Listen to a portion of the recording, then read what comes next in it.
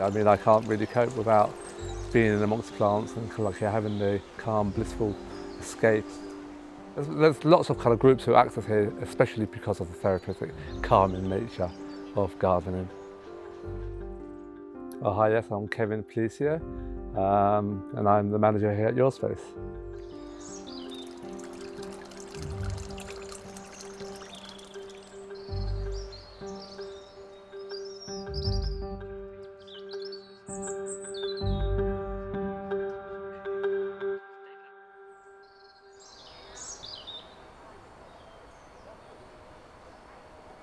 It's got a history of having been a council nursery where they used to grow plants for the local parks, but in more recent years it fell into disrepair and I took it on in 2010.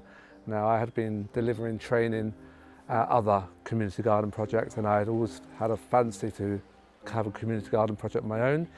It's taken 15 years to shape the space into what it is, and lots of volunteer help, lots of upcycling, finding ways to endeavour.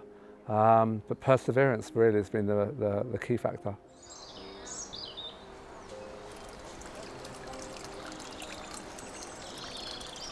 In the early days was convincing the locality of my plans for the community project. I think a lot of people had suspicions that I wanted to turn this into a car park or a building site or something.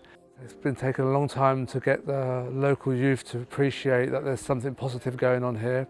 So we had lots of break-ins. One of those break-ins resulted in an arson attack that burnt down the adjoining classroom building, our tea room setting, one of the toilet blocks, all was affected by a fire.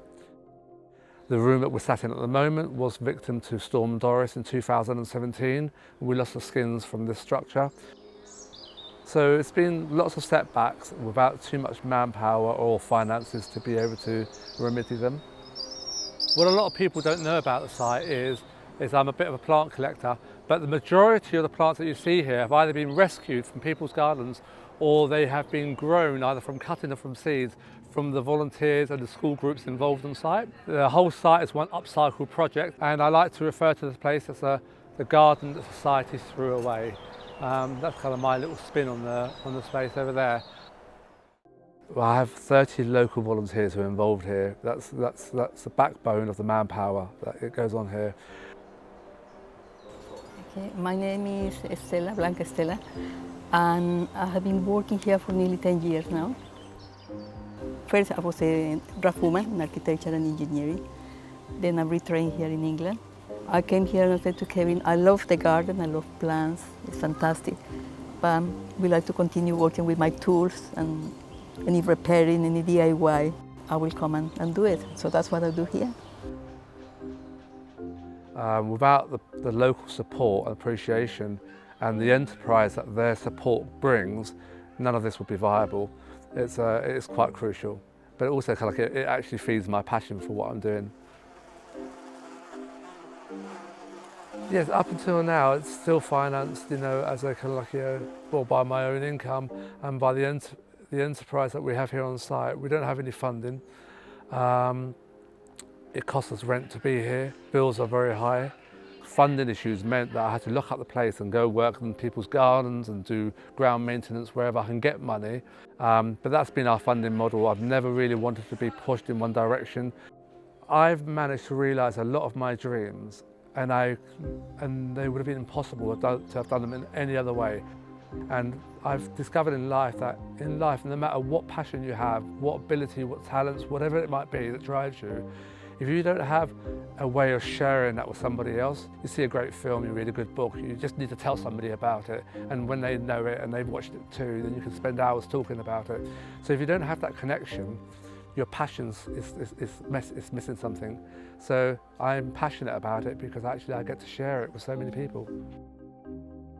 It was difficult for me to overcome it, but Yourspace has been a perfect environment actually, because I've created my safe zone, my calm zone, my escape from all things pressing. My plans for Yourspace had to adapt and develop according to whatever I had left.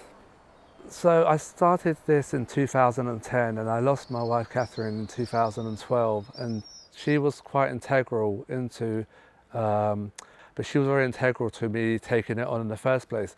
Losing Kath also left me with three very young children, a 4-year-old, a 9-year-old and a 14-year-old, that I had to kind of balance being a mum and dad at home and at the same time being in the middle of a community project. I feel that when you lose somebody, like that you feel like it's the end of the world, and that really doesn't go away so much. You do learn to cope with it, but me personally, I found that instead of losing Kath, I absorbed her more than ever, and so I feel like I've become the two of us. So now my being is me, but I'm part Catherine, So that's how I've kind of adapted and grown as a person. And I just think that every individual will have a challenge in life that they'll feel like they don't want to overcome, but unfortunately they do have to overcome. And surviving our lost ones is actually the hardest challenge. It's not the fact that they died so much, but it's more the fact that we have to live with the fact that we survived.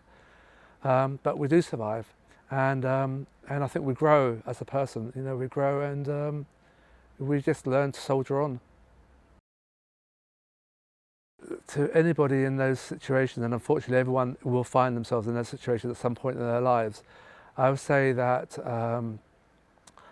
make space for yourself, think, don't worry about looking back, look back as much as you like and celebrate, but don't think that grief is going to overwhelm you. Grief is going to shape you, and